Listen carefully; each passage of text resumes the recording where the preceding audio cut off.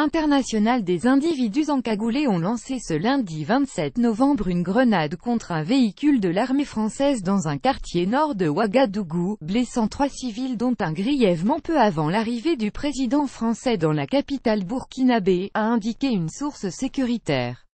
2 individus encagoulés à moto ont lancé une grenade contre un véhicule de l'armée française en route pour Cambouins-C, caserne des forces spéciales françaises stationnées dans le pays à hauteur du CMA Centre Médical Paul VI de Tampouy vers 20h heure locale, a indiqué à l'AFP cette source sécuritaire sous couvert d'anonymat.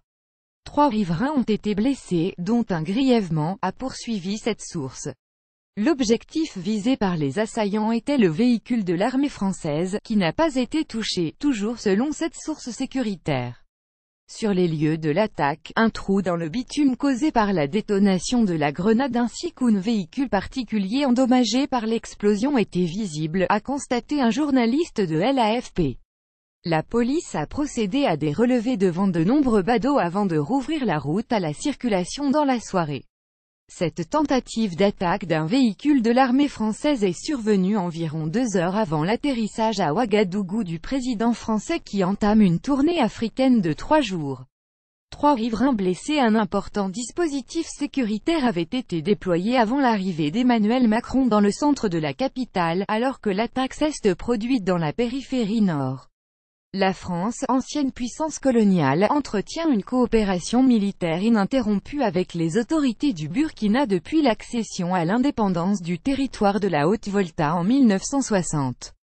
Depuis 2010, lorsque la menace djihadiste s'est précisée dans la bande sahélo-saharienne, des éléments des forces spéciales françaises, basées à Ouagadougou, apportent leur soutien aux forces de défense et de sécurité dans la lutte contre le terrorisme. Ces léchis sont notamment intervenus lors de l'attentat de janvier 2016, 30 morts lorsque des djihadistes avaient ouvert le feu sur des terrasses du centre-ville.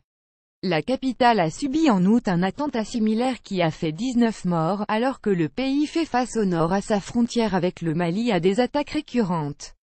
Dans la nuit de dimanche à lundi, 2 personnes ont été tuées et 2 autres blessées lors de 2 attaques simultanées dans cette zone près de la frontière malienne.